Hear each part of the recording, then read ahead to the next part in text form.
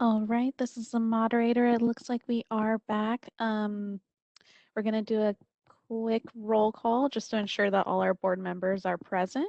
So at that point, I will pass it over to Susan. Hi there, this is Susan. Okay, roll call. Kurt Good? Here.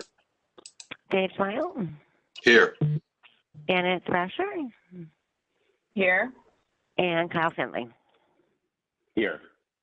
Okay, so again, the record will show we have 4 board members, which constitutes quorum.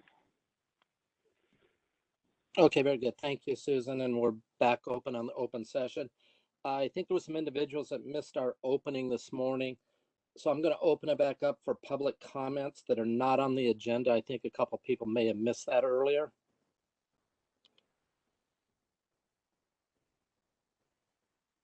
And moderator, do you see a Chris Reardon? If you could turn his mic on. Sure. I see a Chris Reardon, so I will go ahead and unmute his microphone. And this is the moderator. At the direction of the board, I have opened up the Q&A feature for public comment. So members of the public, if you would like to make a comment for items not on the agenda, please click that Q&A icon at the bottom right-hand corner of your WebEx screen. I'll go ahead and pause a moment to allow the public time to access the Q&A panel and submit their requests.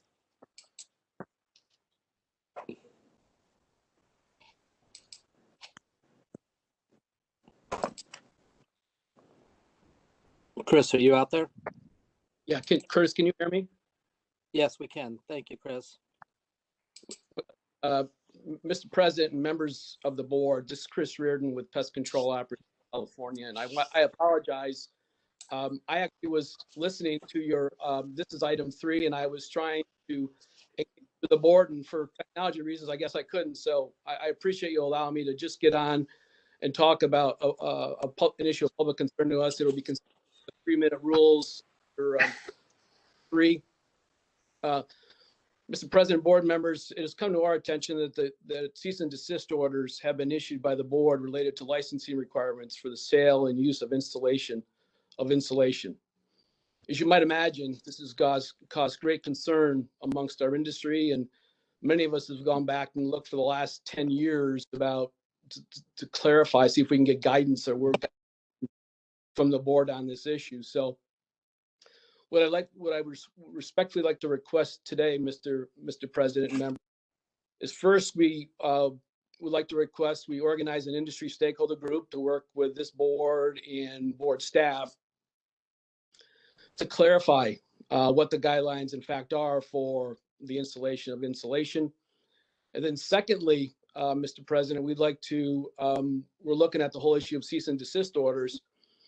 And it's unclear to us in terms of process, how we're proceeding forward on cease and desist when in fact, how do you do enforcement orders when it's not clear what you're actually enforcing and what the guidelines are. So, Mr. Chair, we'd like to request those 2 things. We'd also like to request, as you know, we've had a long history working with this board and your board staff. And I could go on about this issue, but I think it needs to be agendized. I think we need to work through this and get real clarification from the staff about what licensing requirements currently are in the year 2020, because it's not clear when you look at the last 10 years, because we're all over the map in this industry related to licensing requirements. Okay, thank you, Chris. We appreciate the advisement, and we'll take that under consideration. Is there anybody else that'd like to have any public comments? This is the moderator. It looks like at this time there are no requests for public comment. Would you like me to close that Q&A feature? Yes, thank you, moderator. All right, Q&A feature is now closed. Okay, at this time, oh, I'm sorry. I know, yeah, tomorrow, I want to suggest, and maybe we can't really, I know we can't really talk about it on this part of the agenda, but I suggest we consider at the end of the meeting agendizing this for a future meeting, and then and I also have a suggestion that the president consider forming an ad hoc committee. So anyway, This is Sabina. We have future agenda items later in our Yeah. meeting agenda. We'll definitely have another opportunity to add that to it. And then, as you also know, that anytime not during a meeting or during a meeting, the president can always form a subcommittee. Thank you, Sabina. Okay, at this time, like to have a review and approval of the October 20 and 21 meeting and January 11th. For the board members, anybody have any comments? like to Looking move for approval then? approval of the minutes of October 20th and 21st. Sabina, do they need to be separate motions for the two sets of minutes? You can combine them in one motion so long as we have both dates, and we'll take a motion and a Okay, second, and then public comment. All right, I'll approve, move to approve the minutes of both the October and January meetings. And this is Kyle Finley. I will second that. Okay, great. Okay, any other discussion or comments regarding the minutes? Okay, seeing none, do you want to vote on this? This is Sabina. We'll take public comment on this item agenda, this motion first, and then we can have a vote. Yep, thank you. Any public comment? This is the moderator, and at the direction of the board, I have opened up the Q&A feature for public comment.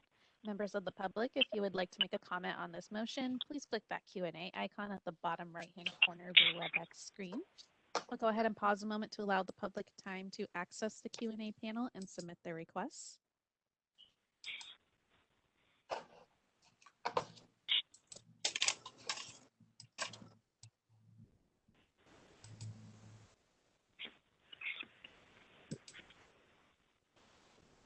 This is the moderator. Looks like at this time there are no requests for public comment. Would you like me to close the Q&A panel? Yes, please. Great. Q&A panel is now closed.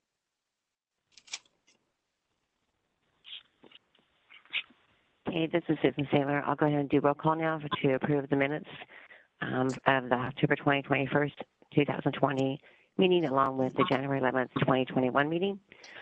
Curtis Good? Yes. Dave Smile? Yes. Janet Thresher? Yes. And Kyle Finley.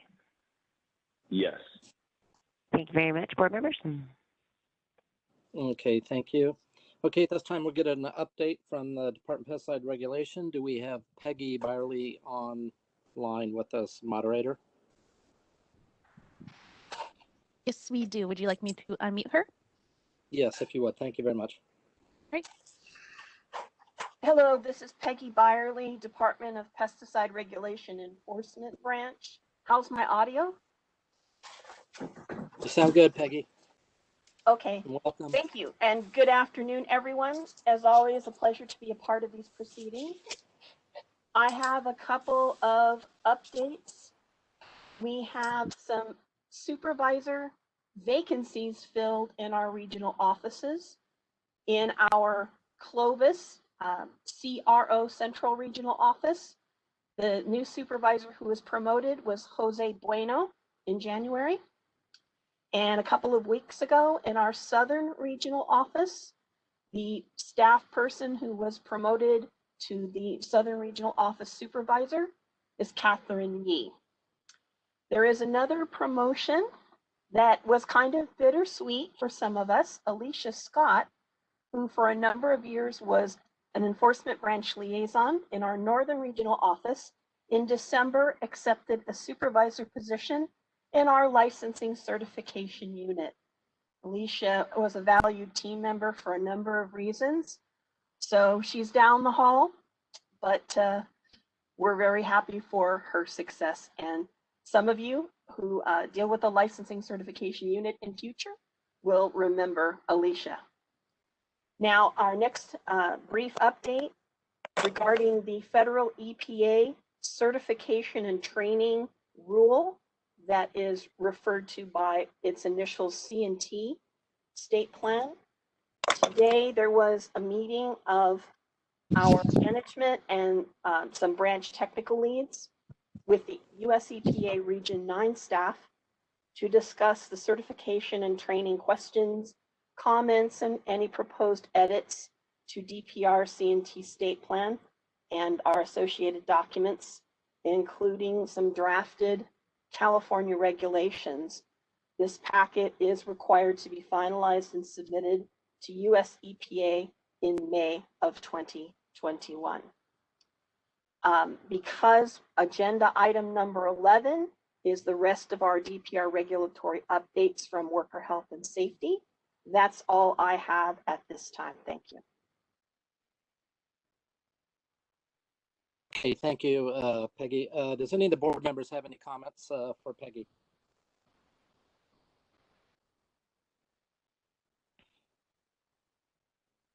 Okay, hearing none. Does the public have any comments for Peggy?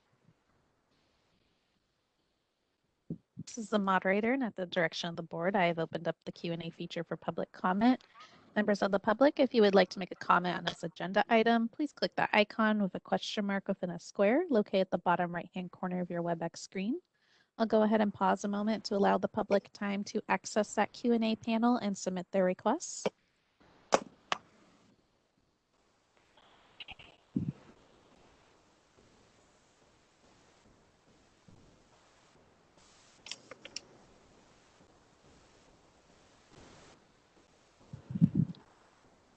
This is the moderator. Looks like at this time there are no requests for public comment. Would you like me to close the Q&A panel? Yes, please. Thank you. Right, And Q&A thank you, panel is Peggy. now I closed. appreciate the update. Okay, at this time, the executive officers report. Susan. Hi there, this is Susan. In your licensing packages are the licensing survey statistics, along with the survey results, along with WDO statistics. I don't see anything very much out of the ordinary, but if you have questions, I'll try and answer those for you.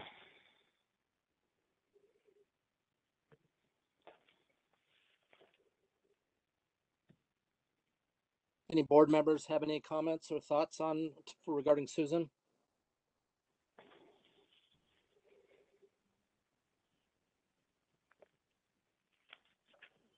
Okay, I guess I'm saying none. Any Sorry, public? Curtis, unmuting dysfunctionality on my part. Susan, I was wondering if you could just give a brief summary of where we're at with the IPM CEU regulations that we put on hold pending DPR. That was going to be updated with Dave. What item number? Skelton. Yeah, so that would be item number 10. Okay, I apologize. I must have misread that. Thank you. Okay, any other board members?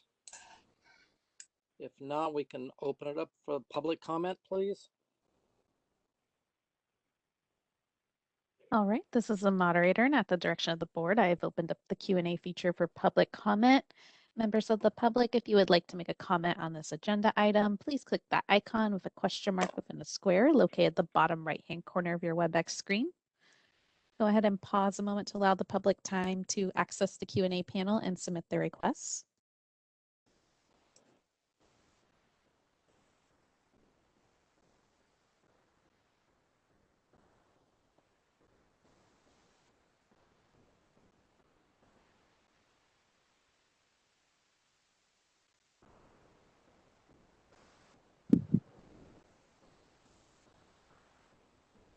All right, this is the moderator, and it looks like at this time there are no requests for public comment. Would you like me to close the Q&A panel? Yes, please. Thank you. Q&A panel is now closed. Okay, item 10, this discussion and possible action regarding the Structural Pest Control Board and compliance with the EPA and the applicators regulations. Dave, I think you're covering this for us. Yeah, thanks, Curtis. So, as you guys know, we have this ongoing certification and training guidelines from the US EPA that we've developed some statutory and regulatory language to comply with. We spoke with Leslie Talpasanu at DPR about this earlier this month, and her update was that our state plan is still is being reviewed, and everything looks good with it according to her. They haven't received any negative feedback, but we're just waiting on the go ahead from them to make the language public and get started implementing the changes. So. Okay, very good. Any board members? Dave, do you have Dave Tamayo, do you have questions?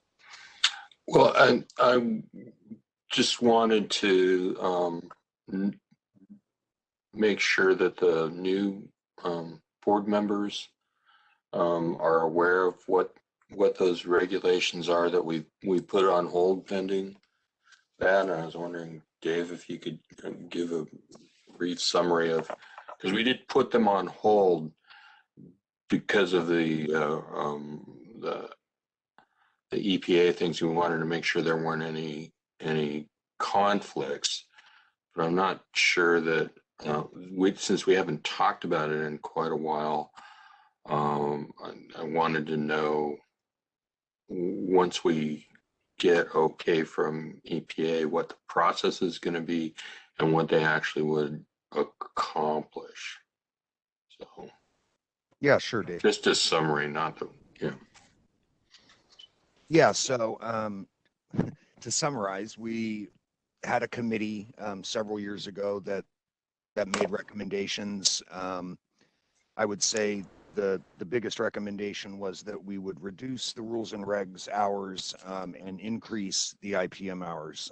And there were some changes to the CE approval process and better defining exactly what material belongs in which category. So when we got word that these EPA changes were gonna be necessary, we folded the CE changes into the changes that we're making for the EPA.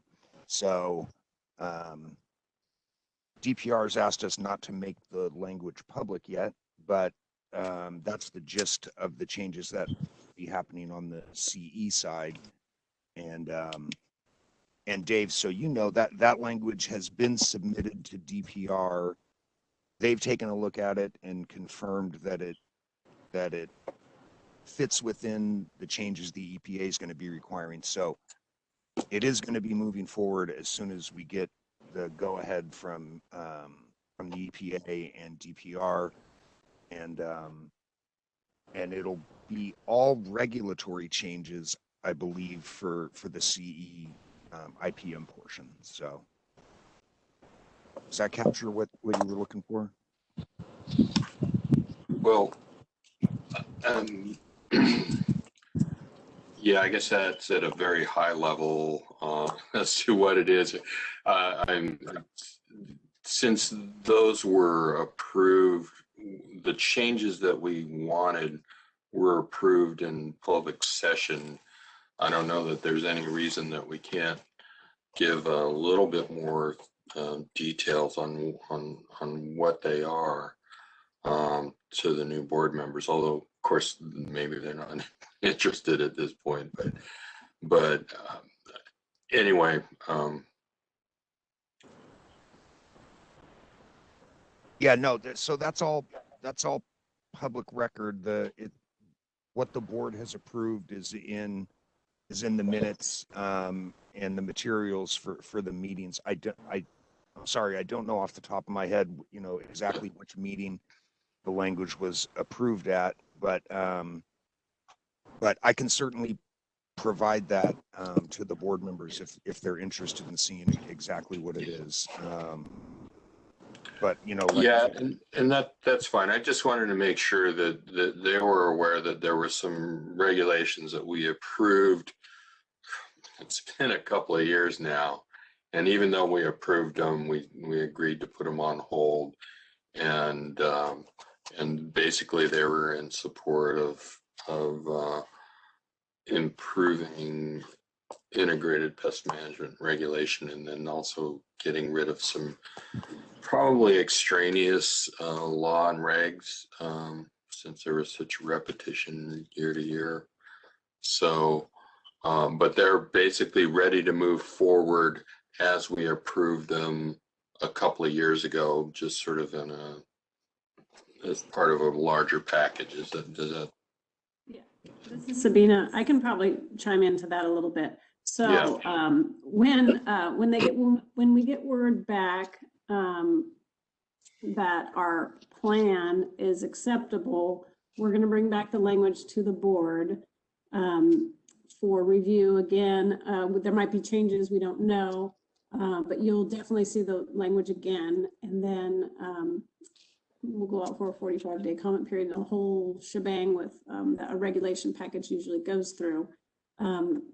So this is not I know you haven't seen it in a while, but that's why we'll want to bring it back to you again, just as a refresher to show you exactly what the changes are. I know some of them have to do with continuing education or other types of cleanups, and we have to make sure that they are in line with other regulations and other stuff put in place by EPA. Okay. All right. Thank you. All right, thank you, Dave. Does any of the other board members have any questions for Dave on this?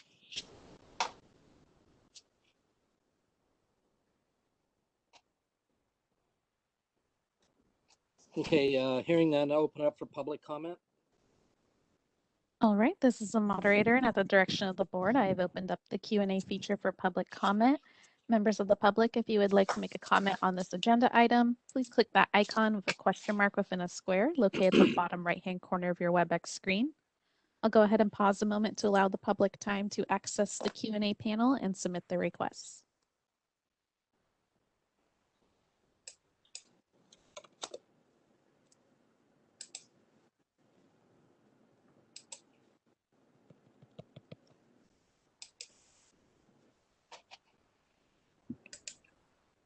This is the moderator. It looks like at this time there are no requests for public comment. Would you like me to close the Q&A panel? Yes, please. Thank you, moderator.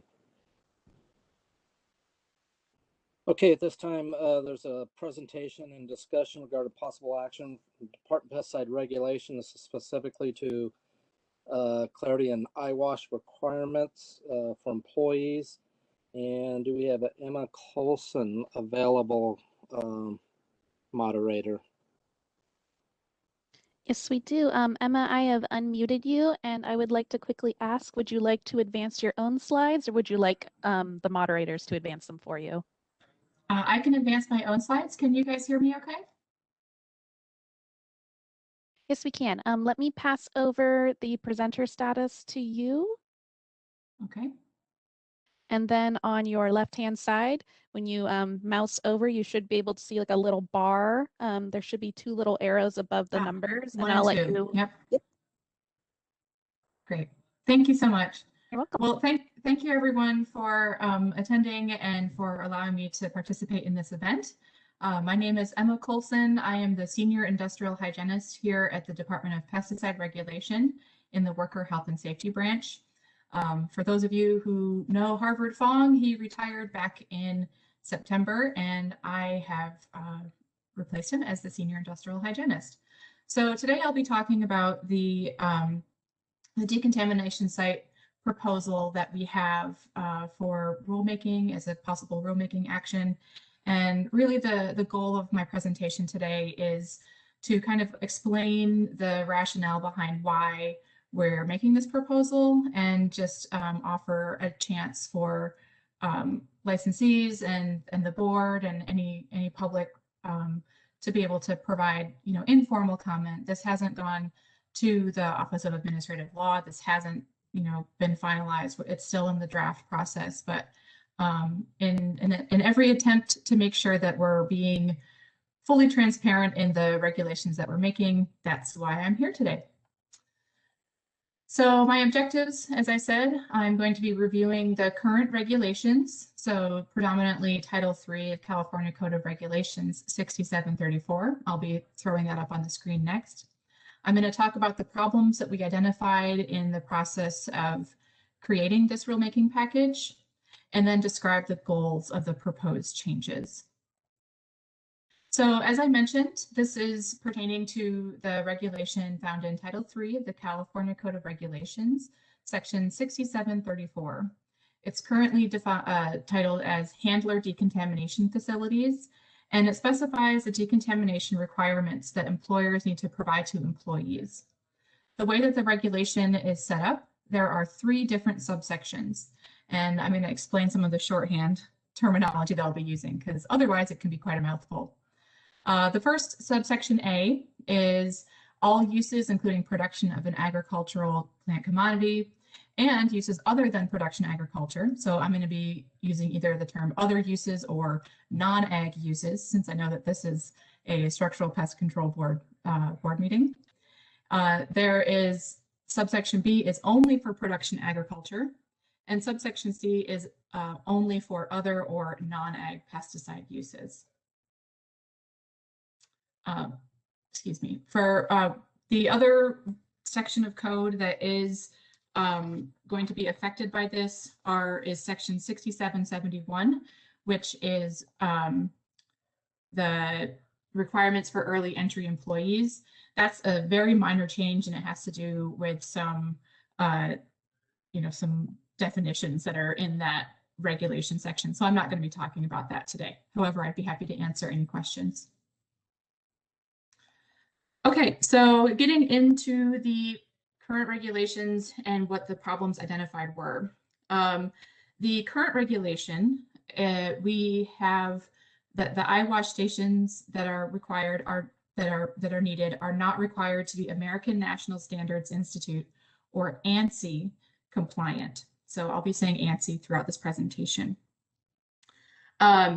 So ANSI is, I'm going to talk about that in a little bit as well, but this is one of the first problems, that the eyewash stations are not required to be ANSI compliant. The next problem with eyewash stations is that they are currently only required for production agriculture use. So remember when I talked about the different layout of the regulation as it stands, Section A is for both ag and non-ag, Section B is for only production ag, and Section C is for other uses, including non-ag. So currently, the eyewash stations are only required for production ag use.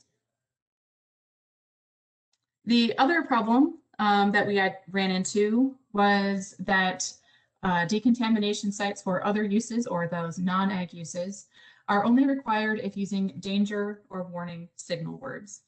So I want to back up a little bit here and make sure that everyone is on the same page about what each of these signal words means. So the pesticide signal words communicate, as we all know, the toxicity category of that pesticide product. So something that has the pesticide signal word danger or danger poison, that's a category 1. It's the highest toxicity. It causes corrosion or irreversible damage. Warning signal words, that's category 2. It's moderate toxicity, severe irritation to eyes or skin. And so it's pretty clear why these 2 signal words require the use of a decontamination site when they're being handled, because of the severe effects that they can cause. So our question was, well, what about pesticides that are caution? So those are category 3. They can still result in irritation of eyes and skin. And in addition, when you look at the requirements for production agriculture, the decontamination sites are required for all pesticides at the mixing loading site, regardless of the signal word. There's no caveat that says you only need to have that for a danger or warning signal word pesticide. For all other uses, it's only required for the danger and warning pesticides, and it has to be within 100 feet. So the current regulation is not consistent between production ag and all other pesticide uses when it comes to mixing and loading pesticides with different signal words. So those are the two main problems identified, eyewash stations and the decontamination sites. So let's jump into the eyewash stations first. Before I get into the details of what we're proposing, I just wanted to make sure that we're all on the same page of what ANSI is. So the International Safety Equipment Association, ISEA, develops this standard, and it is then approved by the American National Standards Institute, or ANSI. The standard itself costs about $60 to purchase, and it sets minimum performance and use requirements for emergency eyewash and shower equipment. So when a manufacturer develops an eyewash station that's compliant with this standard, it needs to meet all of the requirements, including installation, testing, maintenance, and even training.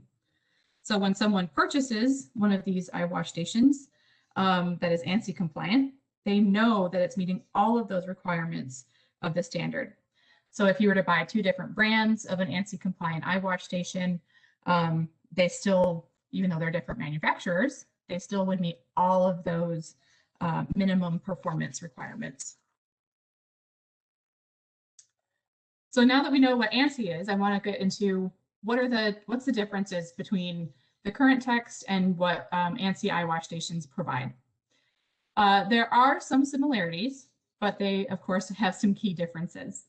The current regulation omits an essential safety feature, and that is that it functions without the use of the operator's hands.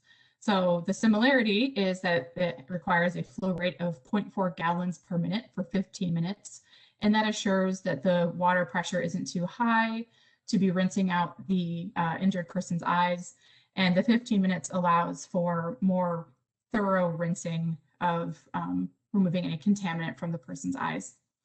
As you can imagine, if you were to get something in your eyes, the use of your hands will be used to hold your eyeballs open while they're being rinsed. So you don't want to be holding down a trigger or a hose or something like that when you are functioning in eyewash station. And so that's something that the ANSI standard provides in ANSI compliant eyewash stations. Additionally, the current regulation doesn't really define what kind of fluid will be delivered to the eyes. It kind of says potable water, but it doesn't clearly define it. So the ANSI standard has a clear definition of what type of fluid will be delivered to rinse the eyes.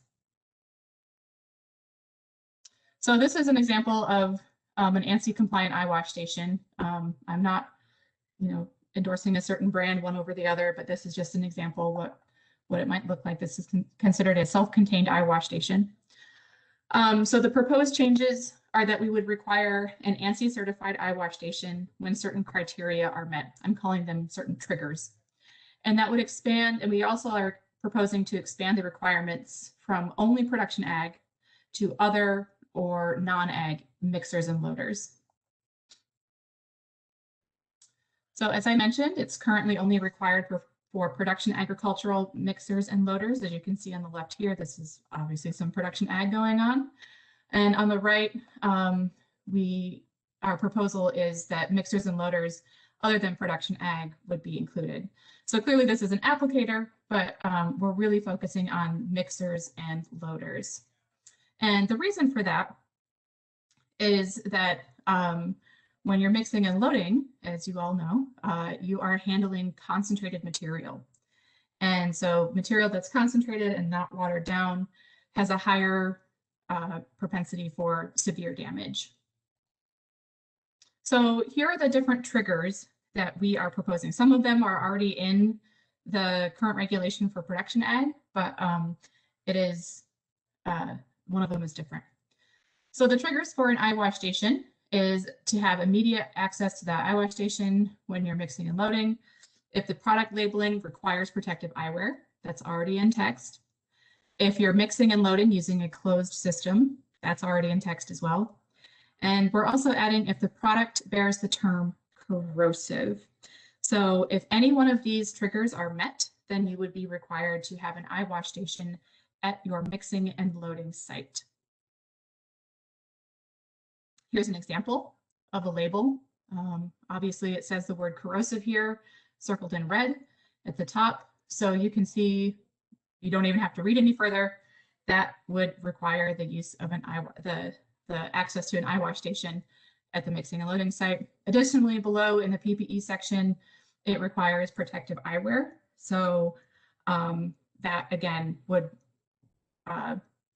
necessitate the use of access to an eyewash station that meets the ANSI standard. Just to clarify, the protective eyewear requirement that's in text and that we're not changing but expanding to non-ag uses is if the label, the pesticide product label, requires protective eyewear, not regulation. Okay, so that's the eyewash station. So now let's move on to the decontamination sites. So I should have warned you about the picture here, but this is what happens, you know, when someone gets exposed to a caution pesticide. Definitely not as severe as the images that I can show for a danger or warning pesticide, but still nonetheless, if you were to get exposed to a large volume or any sort of concentrated material on you, you could get some sort of dermatitis as pictured here on the right-hand side. So our proposed changes for decontamination sites are to make the other or non-ag use requirements the same as production ag requirements for mixing and loading. And that eliminates the signal word restriction to include pesticides with the signal word caution and even those without a signal word. So in summary, decontamination improvements will better protect worker health. And we are proposing to adhere to the national standard for eyewash stations. This is what is seen in other industries, even ones that go out into the field, just like folks handling pesticides do. And expand to align production, agricultural, and other or non-ag use requirements for decontamination. And with that, I have quite a few people to thank. We do this all in partnership with OEHA, California Office of Environmental Health Hazard Assessment. And this is my contact information. And with that, I would love to take any questions. And I don't know if I need to stop sharing or what, but that's all I've got. Thank you. Thank you, Ms. Colson. Does any of the board members have any questions or comments?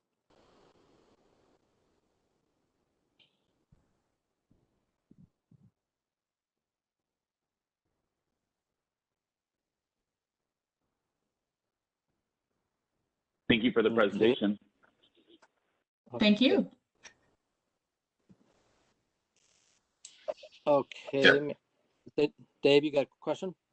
I just wanted to thank you both for the presentation and to what looks to me to be some important improvements for worker protection. Thank you very much. I appreciate that. Thank you so much. Okay, I'd like to open it up for any public comment. All right, this is the moderator. At the direction of the board, I have opened up the Q&A feature for public comment. Members of the public, if you would like to make a comment on this agenda item, please click that Q&A icon at the bottom right-hand corner of your WebEx screen. I'll go ahead and pause a moment to allow the public time to access the Q&A panel and submit their requests.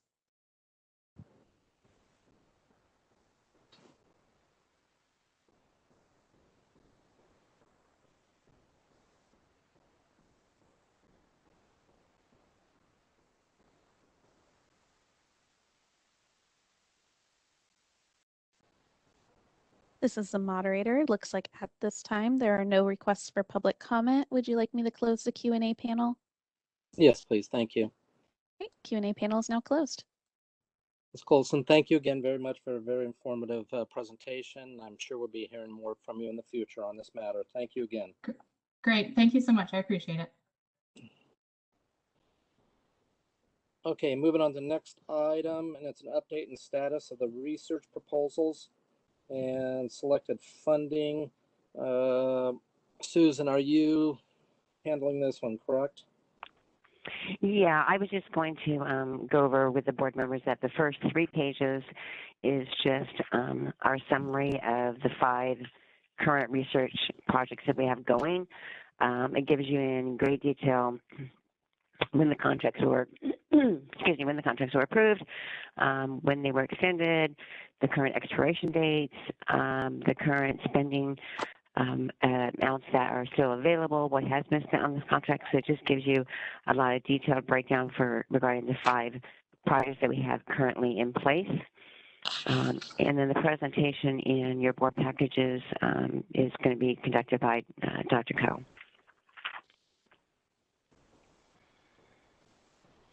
Okay, does any board members have any comments initially regarding any of the other expenditures in that portion of the presentation here on this funding?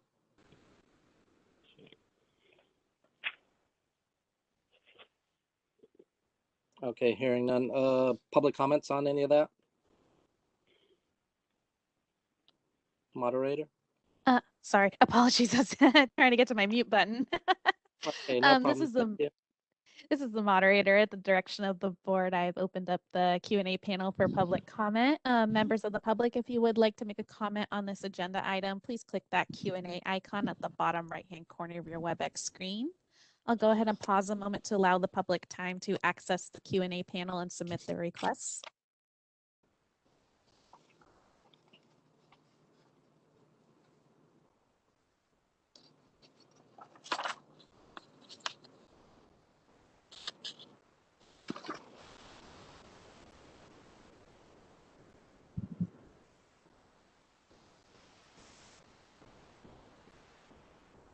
This is moderator. Looks like at this time there are no requests for public comment. Would you like me to close that Q&A panel? Yes, please. Thank you. Q&A panel is now closed.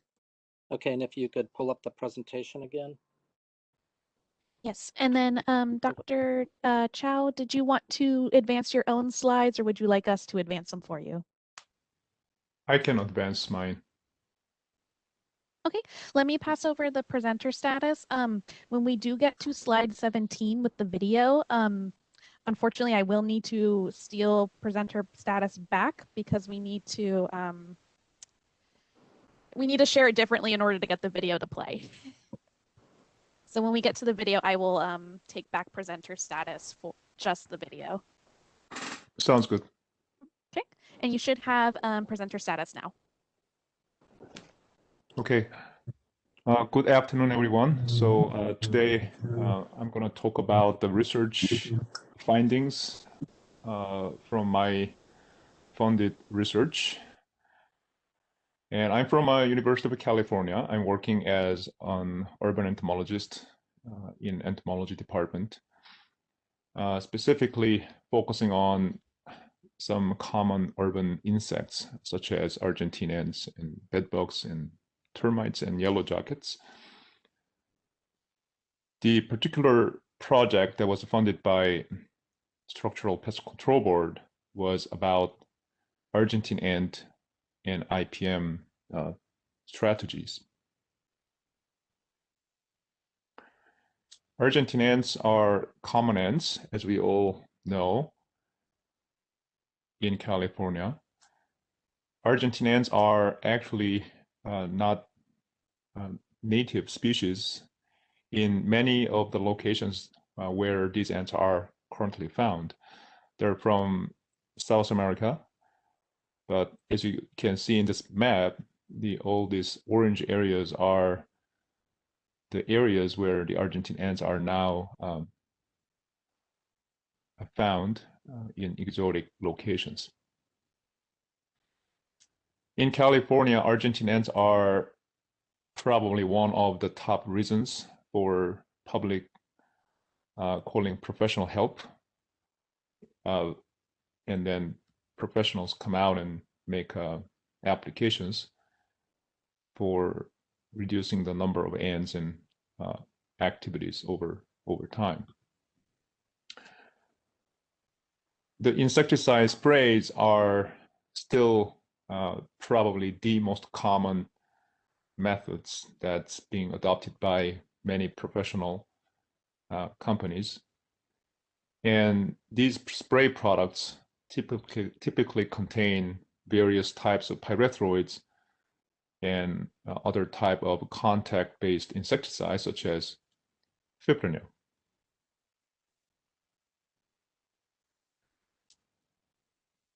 And these insecticides, of course, will be used to kill ants by direct contact or as a residual insecticides, residual contact toxic compounds. But at the same time, majority of these compounds will actually get into other areas, such as water and other type of water bodies.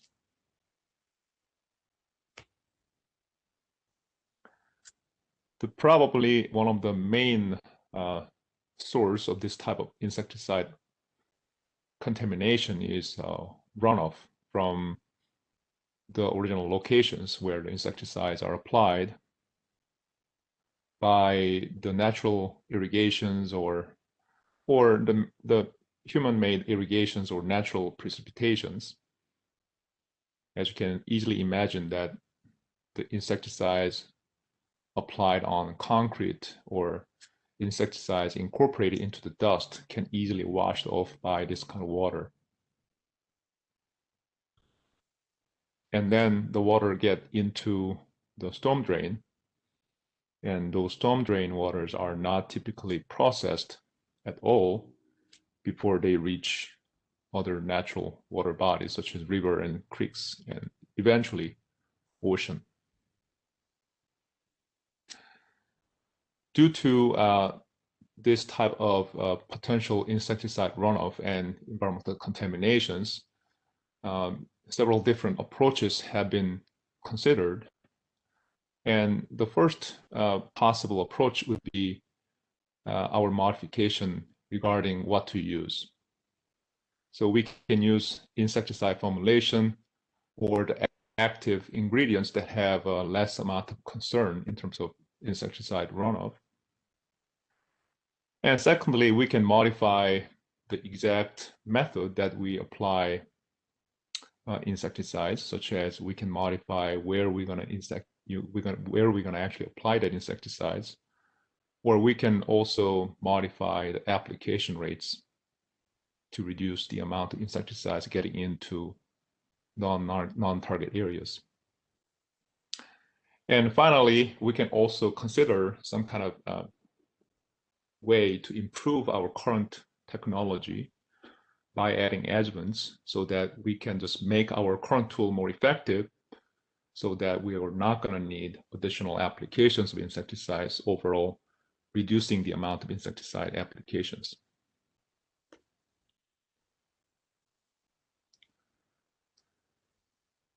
This is the Tomidor label, and it has a specific use restrictions for California. And as you can imagine, this is the modification or our effort to reduce environmental contamination by this particular active ingredients by modifying the way the chemical is being applied. So now you can see do not apply to garage door, driveway, and other areas, and then only use 0.03% as well. And there's a lot of restrictions in terms of timing of the year when this insecticide cannot be used at all. And also it has some clear restrictions about how broad the ban can be when this insecticide is applied as a perimeter spray. So as we saw in this type of label and other regulations, the way we can actually use insecticides are mostly predetermined by regulations and labels. So we cannot really choose, and we cannot really be too much flexible on that. So now we ended up having just two possible options here. So my research was about improving our current technology by adding some innovative ideas and new ideas. So in 2019, we conducted so-called UCR Summer End Project. in the project, we try to develop reduced risk IPM protocol, and we compared that IPM protocol with 2 conventional protocols. In reduced risk IPM protocol, we incorporated pheromone adjuvants for our spray as well as a bait. As a bait, we used boric acid as active ingredients and sugar as feeding stimulants, but we incorporate that into hydrogel matrix that has been previously developed by my lab. And then in 2 conventional protocol, we had insecticide spray without pheromone adjuvants. And then we just followed up that treatment, initial treatment, with more sprays such as pyrethroid sprays or botanical insecticides. We chose 5 houses for each of these treatment protocols, and then we tracked the end activities in those houses after the initial treatment. So this table shows more detailed information about conventional protocol number 1, conventional protocol number 2, and then reduced risk IPM protocol. As initial perimeter treatment, we used 0.03% fipronil as the California strict, the specific label suggests. And for the IPM protocol, we added pheromone adjuvants in that initial fipronil spray. For follow-up maintenance treatment, for conventional 1, we used bifenthrin spray for spot treatments, pinstream applications.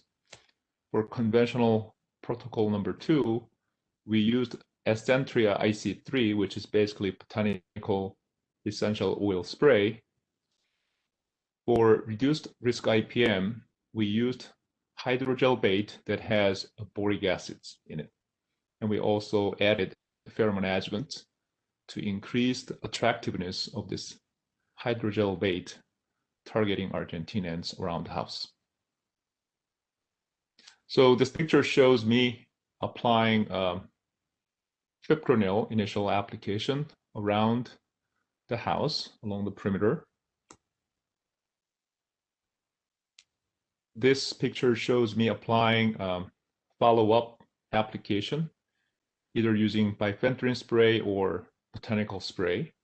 So in this application, I was able to treat the areas away from the foundation of the house. And then these pictures shows me applying biodegradable hydrogel bait that contains 1% boric acids around the house. So I used this manual or motorized the spreader to apply these hydrogel beads, which contain 1% boric acids.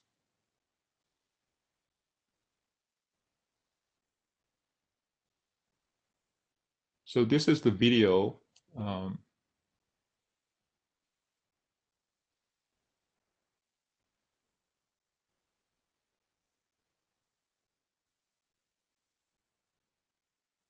One moment while we get that up and ready. This is the video clip showing the production process of hydrogel beads. Essentially, we make alginate solution, and then we add that alginate solution dropwise into cross-linking solution. So those things will become a gel, hydrogel, in a matter of seconds.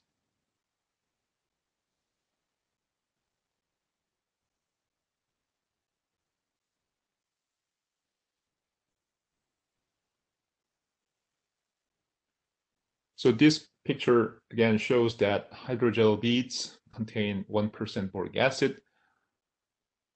On the right picture, you can see Argentinians really really interested in feeding the sugar water and boric acid bait from the surface of this hydrogel beads when it's applied on the soil surface. And after making the applications, we used this sugar water vial to monitor the ant foraging activities around the house by measuring the amount of sugar water that was consumed by the foraging Argentine ants. So here are results. This table shows the pesticide use amount and time required to treat each house.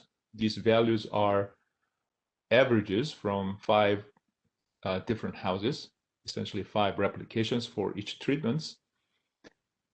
The numbers are not hugely different between different treatment protocols here.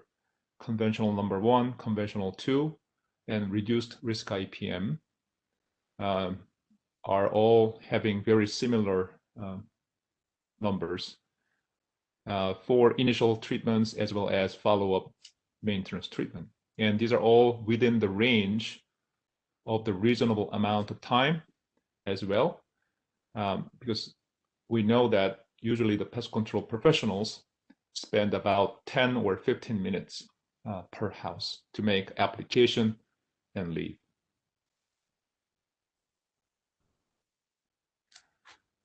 This graph shows the foraging activity of Argentine ants around the house for conventional number 1 study, where we use a fipronil as the initial primer spray and then used the bifenthrin spray for maintenance treatments. If the line goes up, that means the ant numbers get higher. And if the line goes down from the initial point here, that means we got some reductions. The red arrows shows the timing of each of this application. The first arrow is the timing for initial fipronil application, and second arrow shows the timing of the follow-up maintenance treatments using bifenthrin spray. As you can see in this graph, there's no real clear trend, and you can easily identify some of these houses that actually got more ants even after fipronil application as well as follow-up bifenthrin application. If we pull all those data together, you can get this line, and there's essentially no significant differences before and after the treatments for initial treatment as well as follow-up treatments.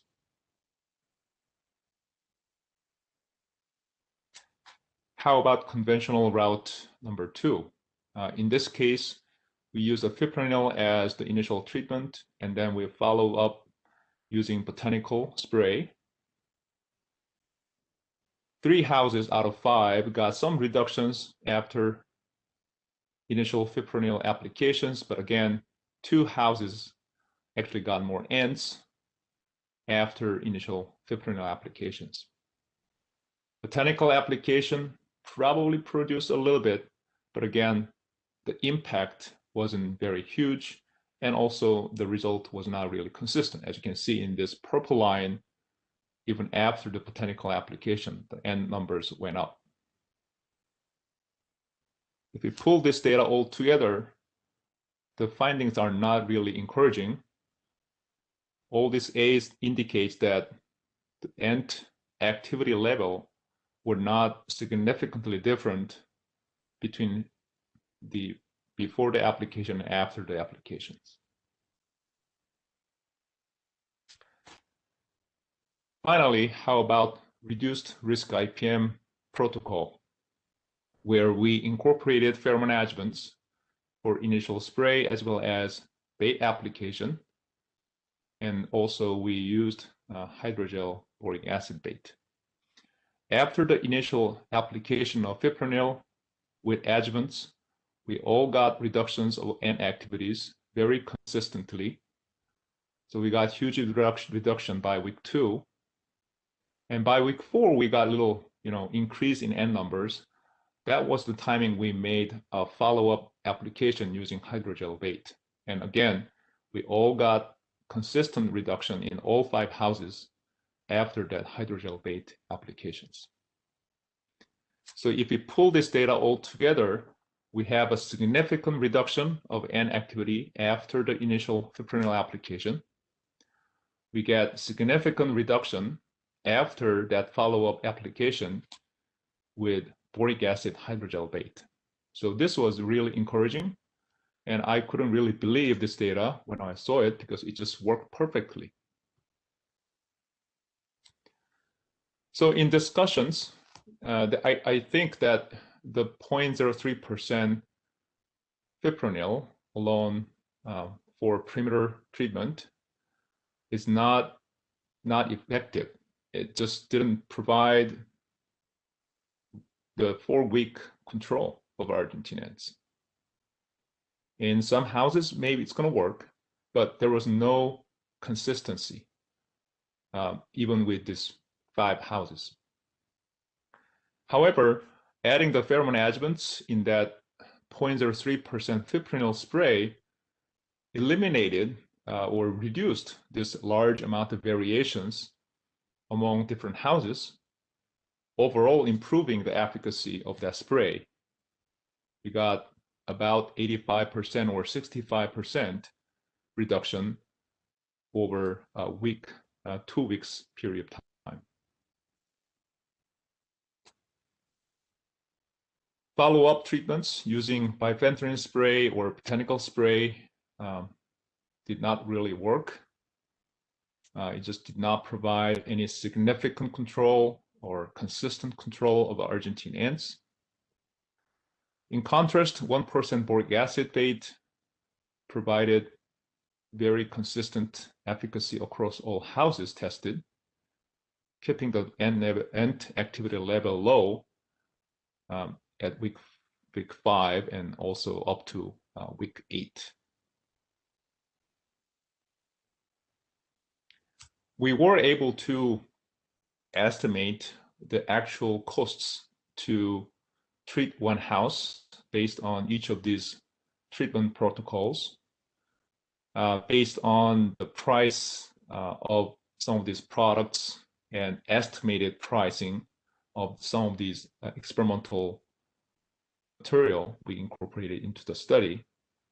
So obviously our reduced risk IPM was slightly more expensive, $21, $22 per house compared to conventional and conventional 1 and 2. But the amount of the difference wasn't very large.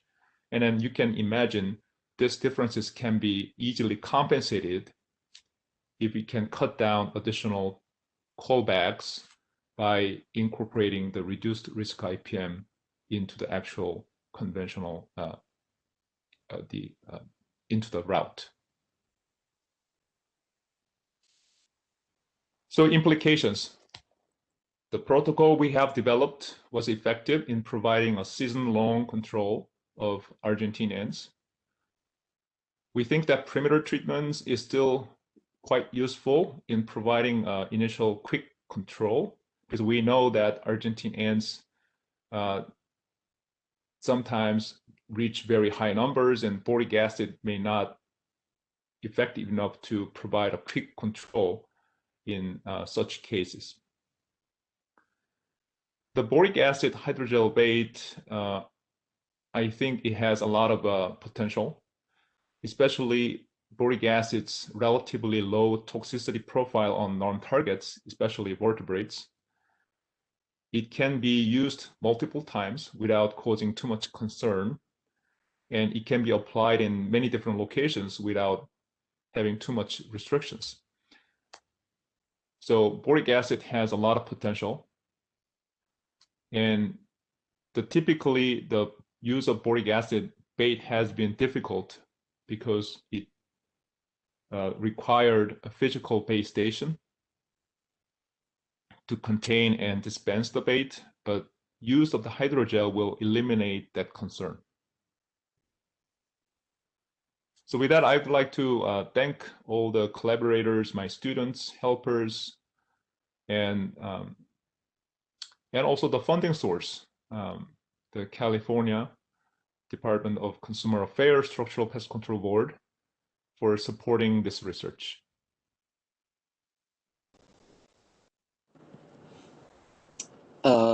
Very informative, Dr. Cho. I appreciate that. Does any board members have any questions or comments here? Yeah, this is Dave Tamayo.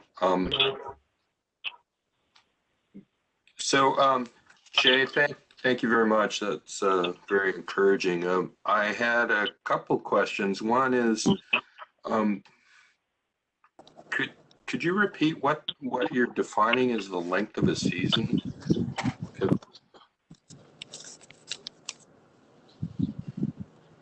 The season, I think in a way it's kind of arbitrary definition we had for our projects, because when we do this annual summer end project, the project typically starts in June, and then it goes up to about November or late October, and that's we call as a season, like Argentinian season. And in Southern California, I think that's the season when we get really high number of heavy entrails around the house, and ants going up to the trees and tending a large amount of honeydew producing insects. So yeah, starting June and late October or early November, that's the definition of the end season. Maybe I misread the slides, but how many weeks did this cover? Because right. So this study covered the 8 weeks. Okay. So I was wondering, you made a statement as to efficacy over the season, and I thought that you said it was only an 8-week experiment. So, which is not to say it wouldn't work, but it doesn't seem that it's quite have the evidence to show that it would be good for the season. The other thing I wanted to know, is there any evidence yet that Argentine ants develop either physiological or behavioral resistance to this combination of boric acid and hydrogel base? It's very unlikely, because the boric acid, at least based on the laboratory studies, rarely kill queens. Other insecticides such as dimethoxam, when it's incorporated into bait, it's very commonly kill queens using smaller colonies of our experimental colonies. But boric acid usually leave the queens alive. If you leave the queens alive, she might be able to start laying eggs again and producing offsprings. So that's why I think that boric acid may require repeated application to keep the ant number low, but they're not going to be able to really develop the resistance in a very quick manner, because they're not gonna lose their reproductives. Okay. And then the final question, thank you very much. So this is an experimental application method. Is this something that would need to get registered, or how would it be able to enter the market? Would there be a registration requirement for this? Yes, that's a very important question, because if it is not used by the general public, then there's no point.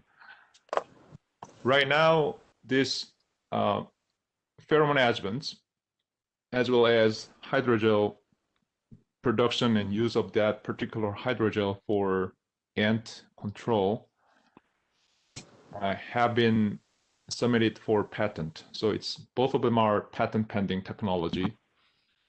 And the first one, as far as I know, it has been licensed to a company, and the company is planning to launch the product for spray use. And once that happens, and I don't know exactly, I don't know the details yet, but if that happens, that's going to be available for pest control companies.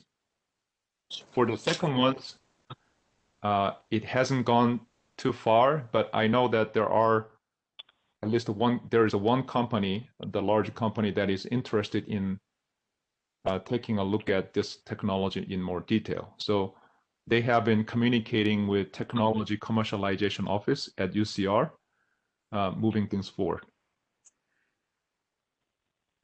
Great.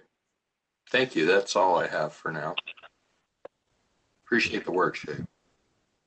Thank you. I can ask a question. I'd like to ask a question, please. You indicate, by the way, thank you. That was really well done and very informative. It's interesting to see the research that you're doing. When you talk about the hydrogel format will eliminate the need for a bait station, what does that do if it's just put on the ground when it comes to children and pets? Yes. So that's why I think that the hydrogel bait might work better if we use very low toxicity profile insecticides, not the ones that people would concern with its potential impact on honeybees. We did study with hydrogel bait using dimethoxam, and it works perfectly for Argentinians. But for repeated applications, for more broad applications, I don't think dimethoxam is a good candidate for this particular case, because the hydrogel will be applied directly on the ground surface. It's not going to be covered up by any containers. So that's one thing. And there has been at least two separate studies that not conducted by me, but others, researchers, looking into the potential non-target impact of this type of hydrogel when it's applied on the ground. And based on their observations, the only insect they found visiting this hydrogel, especially when this is applied on a ground surface, are the flies and a couple of paper wasps. So the honeybees are not really interested if this product is landing on the ground, but they will definitely visit if this is actually sitting on the flower. So definitely we need to avoid that type of scenarios. But again, the boric acid is relatively soft material, especially for non-target vertebrate. And my question is, what about pets? If a dog went up and started licking some of this? Yeah. So I mean, that's possibility. But the pet is usually vertebrate animals, right? So by feeding the boric acids, the LD50 or LD90 of the boric acid for vertebrates are really, really large. So again, much better than other actives. Okay, thank you again. It was very interesting. Thank you. If we can at this time, open it up for any public comment, please. All right, this is the moderator. Let me open up the Q&A panel for public comment. All right, there we are. Members of the public, if you would like to make a comment on this agenda item, please click that icon with the question mark within the square located at the bottom right-hand corner of your WebEx screen. I'll go ahead and pause a moment to allow the public time to access the Q&A panel and submit their requests.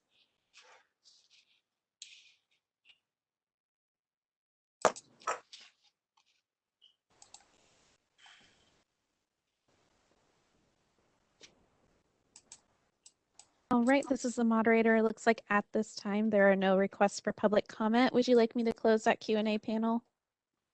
Yes, please. Thank you very much. All right, Q&A panel is now closed. Thank you very much, Dr. Che. That's very informative, and look forward to seeing where all this goes. That's a great update, and thank you very much. My pleasure. Okay. Okay, moving on, an update and status on the no, we're done with that one. Regulation update and possible actions regarding 1970.4, 70.41. I think, Darren, are you handling this one?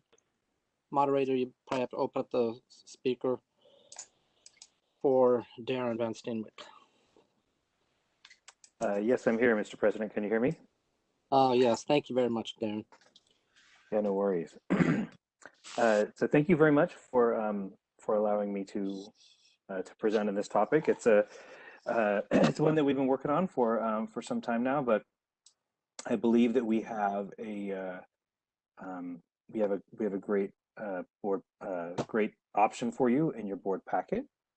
What we're going to be talking about is 1970.4. We've already discussed the 1970.4 for 1, for 2, for 3, etc. So the major one that we're going to be discussing today is the section specifically regarding fumigation and the fumigation and the OFN, the occupant fumigation notice, as well as some of the language specifically required, or some of the language that's going to be addressed in this section. Now, the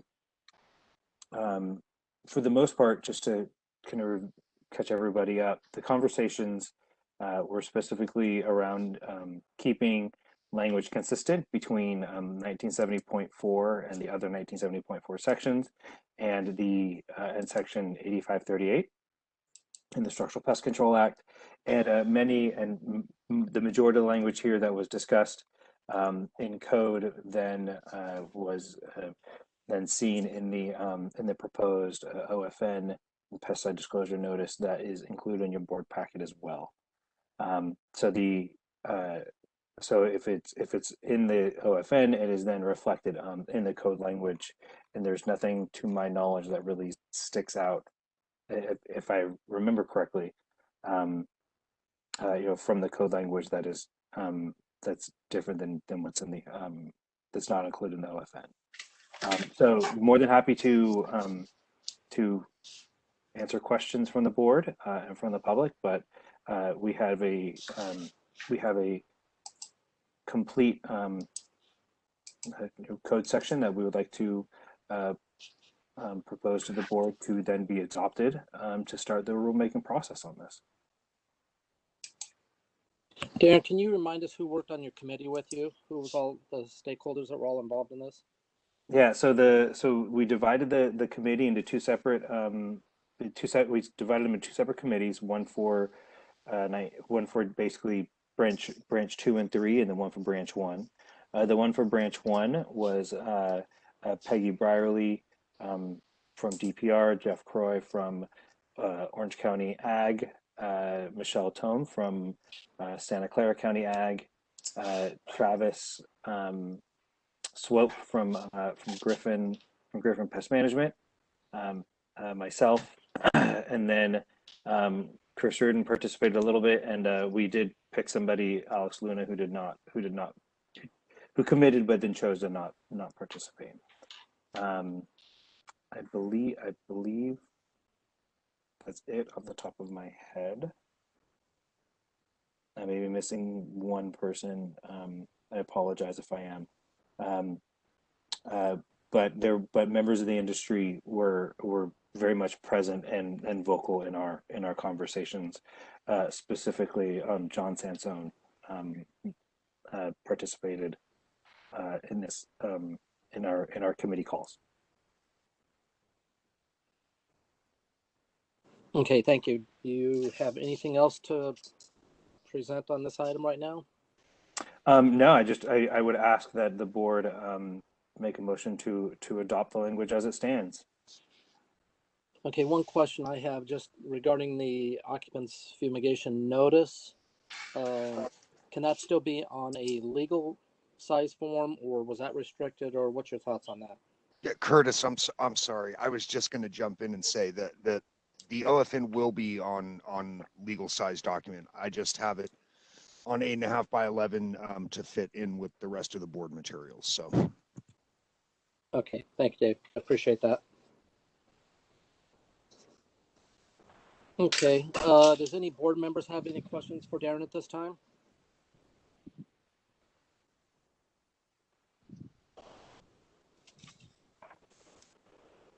Okay, and then Sabina, do you want to take each one of these separately to pass motions on these? No, we can, I can read the long motion. Somebody can say so moved, and we can have a second, then we can open for public comment before we take a vote. I also want to acknowledge, I did participate in these meetings, and these committees really did a lot of work, and these are great recommendations. It was a collaborative effort, and I think we ended up with a really good product. I apologize, Sabina. I knew you were. I knew I was missing somebody that was there, and obviously, you know, Mr. Skelton was there as well. I apologize for leaving you out on that. No worries. It's my job, and you guys were great to work with, and everybody was really really took it seriously and really worked together. Okay, Sabine, if you want to read, I'm sorry, did you say a motion on this before we take public comment? Yes, it's a regulatory motion we usually do. That's that long drawn out motion that's like a paragraph. Yes. So I'll go ahead and read it. The motion would be, I move that we approve the proposed text for a 45-day public comment period and delegate to the executive officer the authority to adopt the proposed regulatory changes if there are no adverse comments received during the public comment period, to follow established procedures and processes in doing so, and also delegate to the executive officer the authority to make any technical and non-substantive changes that may be required in completing the rulemaking file.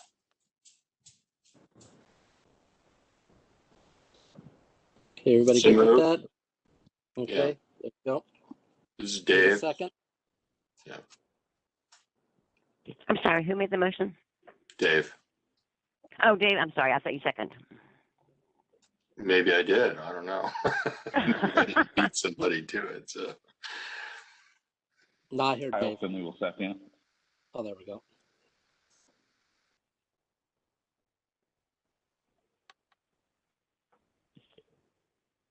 Kyle, was that you? Yes. That was Kyle. Finley, second. Okay.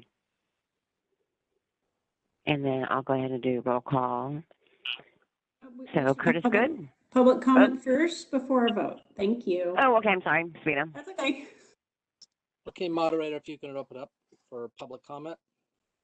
Yep, this is the moderator, and at the direction of the board, I have opened up the Q&A feature for public comment. Members of the public, if you would like to make a comment on this agenda item, please click on the icon with a question mark within a square located at the bottom right-hand corner of your WebEx screen. I'll go ahead and pause a moment to allow the public time to access the Q&A panel and submit their requests.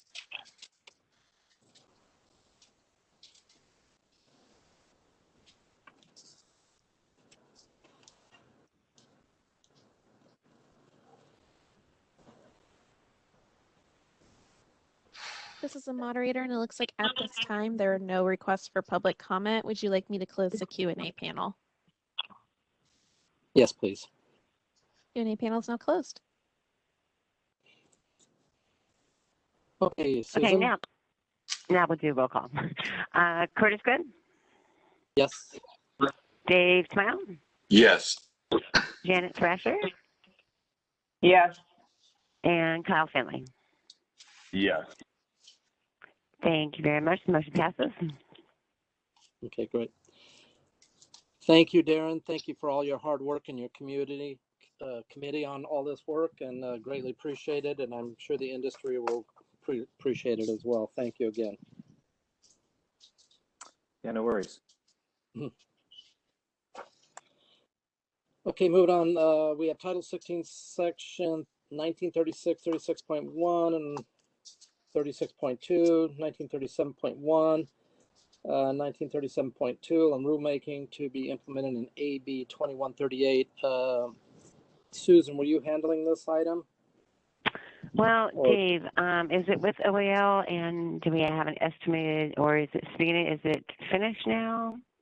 Yeah, no, it's approved and effective December 23rd. OAL approved it. We just put it on the agenda because I believe at the last meeting it had been sitting at OAL for a while we were waiting on Department of Finance. But on December 23rd, it was Department of Finance signed off. OAL did as well. So it is approved and effective, and we're in compliance with the provisions of AB 2138. And just for informational purposes for the board members, even though this rulemaking was, it took a long time to get this rulemaking through, we actually started implementing these processes effective July 1st, 2020, as mandated by AB 2138. Okay, very good. Does any of the board members have any questions or comments?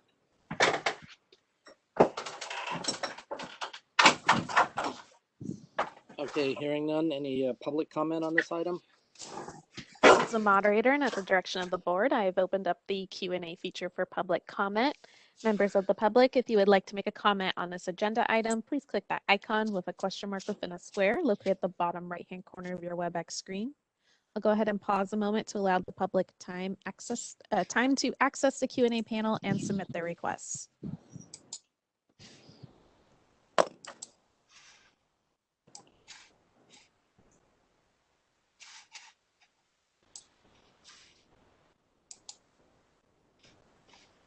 All right, this is the moderator, and it looks like at this time there are no requests for public comment. Would you like me to close that Q&A panel? Yes, thank you. Q&A panel is now closed. Okay, very good. Okay, legislation update and possible action on Assembly Bill 29. That's specifically regarding state bodies and meetings. Susan, are you handling that one, please? Yeah. AB 29, we saw a very similar bill last cycle. AB 29 would require us to make any board meeting materials available within 72 hours in advance of the meeting, or on the same day that the material is provided to the board members, whichever is sooner. That may mean, if it gets through, that it's a little bit of crunch time trying to get the materials available and on the website the same day that we're providing them to the board members, but of course we'll work through those. AB 6, the next one, AB, Sabina, they probably don't want to take a position, just watch.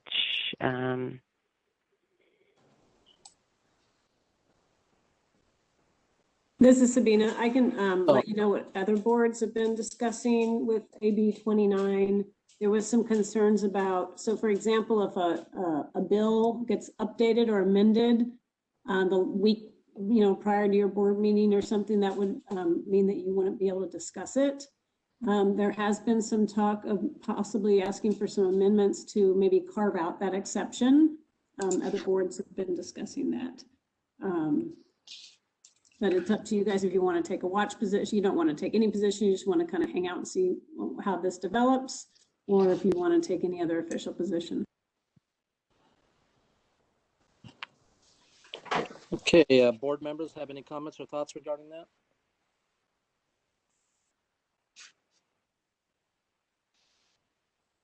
Okay, maybe hearing them, maybe just put it on the calendar for next meeting. Just keep a watch on it. Okay, we'll do. The next one that's in your board package is AB 646. This is a bill in reference to Department of Consumer Affairs. What it specifically says is if a program within Consumer Affairs takes action against a licensee based on a conviction, if that conviction is then expunged, then we must go into our website and remove that record. So again, this may be something that gets through the legislative process of Capitol. It might not. of course, it gets through, then of course we're going to comply with this mandate. Okay. Board members' comments? Dave? Anyone? Have any board members?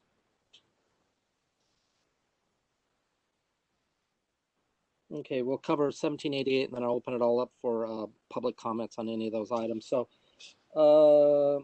Assembly Bill 1788, Bloom. Who was Dave? Were you covering that, or Darren? I think Darren. Did you have an update on this matter? I don't know. Well, Darren, go ahead. I was going to say I don't know that we have any update other than included in your board packages is Enforcement Letter 2020 that DPR issued their interpretation to all the CAC offices on how to interpret this law and to enforce it. So that information is in your board packages. But Darren, if you had any comments, then.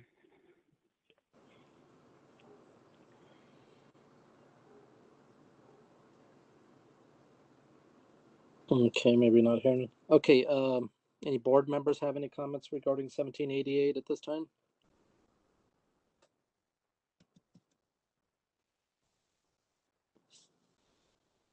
Okay, seeing or hearing none. Okay, I'll open this for legislation update. Any comments from the public, please? This is the moderator, and at the direction of the board, I have opened up the Q&A feature for public comment. Members of the public, if you would like to make a comment on this agenda item, please click that icon with a question mark within a square located at the bottom right-hand corner of your WebEx screen. I'll go ahead and pause a moment to allow the public time to access the Q&A panel and submit their requests.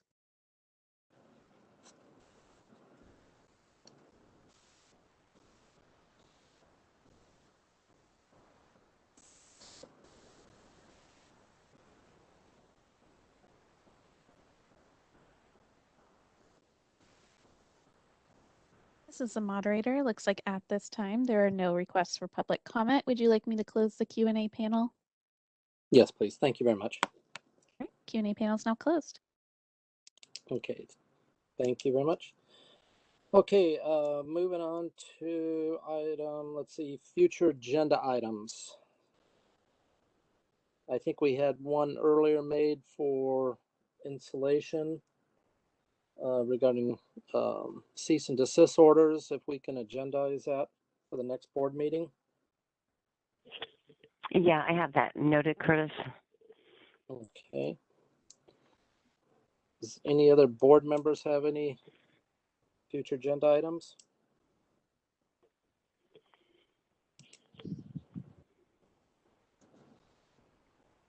Okay. And of course, we'll be bringing back any legislation, including those two bills that I went over as well. Okay. Any final public comment on this area?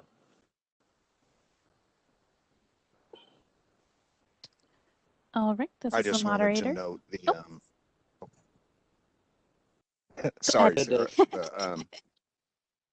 yeah, just the certification and training guidelines from the EPA will act with hopefully more information about the specific IPM changes that Dave was inquiring about earlier. So.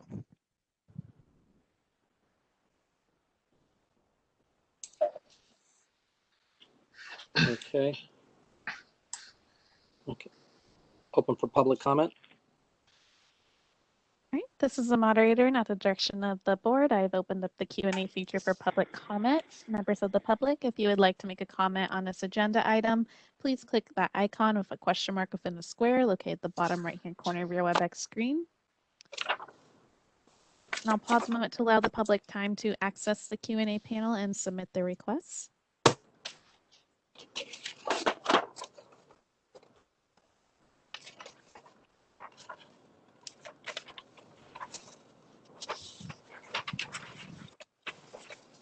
This is the moderator, and it looks like at this time there are no requests for public comment. Would you like me to close the Q&A panel? Yes, please. Thank you, moderator. Q&A Hey, panel is now closed. Curtis, I just wanted to make sure. I think I missed something. I got distracted for a minute on. Did we add the item that Chris Reardon brought up to items for future agenda? Yes, Dave, we Okay. included that on there. Sorry, I just caught the very tail end of it. And I was like, oh, okay, I got to make sure that's on there. Great, thank you. Thank you. Okay, and at this time, moving on here, before we go to the board calendars, I'd like to personally and thank Dave Tamayo for, I think, nearly 10 years of service to the Structural Pest Control Board and to the consumers in the state of California, and your excellent guidance and protection. And the assistance you've given the industry, I want to thank you, and it's been a pleasure to work with you, and you're going to be greatly missed, Dave, and thank you again for all your hard work. Thank you very much. I like to say a few words if I can, if the council will indulge me. So I just really appreciate the opportunity to serve the people of the state in this manner. I really appreciate all the interactions that I've had with the industry members and the public. And very much I want to, shout out the great work that staff does. Dave Skelton and Sabina worked with you lots and lots over the years, and I really appreciate the diligence that you brought to your work. Really high level of professionalism. I think Dave in particular, I think Susan's going to have a hard time holding on to you because I think you're going to be moving on to be an executive officer somewhere. I just really like, you've really covered a lot of ground. I wanted to thank in particular Melissa and Christina, who I've had pleasure working with, and thank you very much for your patience and diligence of getting me to do the things that I'm supposed to do. And Susan, want to say how much I appreciate your professionalism, your really hard work, I think the high functioning of the organization of the board, is really very much due to your energy and input and professionalism. I think you've really taken it and made it even better over the years. And I'm really glad that I had the opportunity to be among the board members who hired you into this role in the first place. I think we made a great decision. And then Curtis, I really have appreciated working with you over the years. Your leadership has been really important in, contributing to the good work of the board, well-run meetings, really bringing your perspective. And I also wanted to congratulate the new board members, Janet and Kyle. I think you guys are stepping up and taking it seriously and getting into sort of this new role, and I appreciate the input that you've had so far. And too bad we never actually got to meet in person. So anyway, I know that's a little long-winded, but once again, I really appreciate the opportunity to serve on this board. It's been really interesting, really fun, very rewarding, and kind of sad to go. But after over 10 years, I guess, well, that's what the legislature says. I can't serve anymore. I can't promise that I won't be back in one capacity or another, but thank you very much. It's been great. Dave, we look forward to participating as a public member, and I know that this is your last board meeting, but I think you term out actually in June. So to the other board members, who will be around for a few more months for advice. So thank you again. Appreciate everything you've done. Okay. There may be a possibility that we'll get dragged into another special board meeting, so it may not be the last that you hear from me officially. And I know we've got a few more ballots to go as well. So, but thank you. Hey, I wanted to chime in here real quick. Dave, we're absolutely going to miss you. You're just an excellent board member all the way through. You always participated. I don't think you missed a single meeting the whole time. I think I missed one. Well, you didn't have to correct me on that one. You could have gone. But no, you're always informed and skilled at, you know, everything you did when you were president. We're going to miss you a lot. So best of luck in all your future endeavors.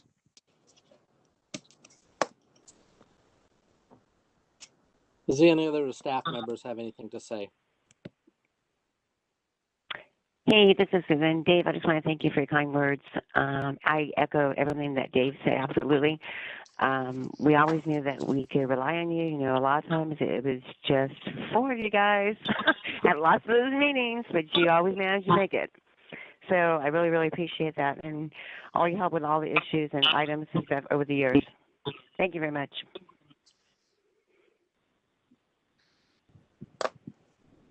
Thank you. Okay, moving on to our final item here, the board calendar. As of right now, we're holding in July 20th and 21st, if that's still okay with everyone.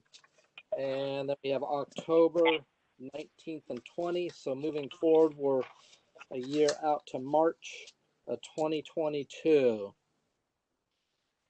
Anybody have any dates in mind on there or not? Board members? I'm pretty open right now for 2022.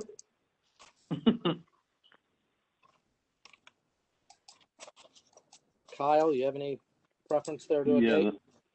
I'm looking at it right now. And for Kyle and Janet, we kind of we're doing Tuesdays and Wednesdays. Tuesday if needed, Wednesday if it's going to be one-day meeting.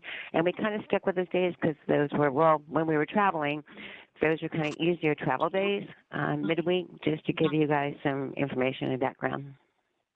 Okay, that makes sense. Thank you. Thank you. March, the week of the 14th, I would not be available in March. Okay. How about the 22nd, 23rd, if you want to hold those dates? 22nd, 23rd, perfect. Janet? I'm writing it down. That sounds fine to me, Curtis. Okay. Okay, let's go with that. Sabina, does that work for you? It does, and it's on my calendar. Oh, perfectly. Excellent. Okay. You want to recap those, Curtis? You want to just recap those, please? Those 3 different dates?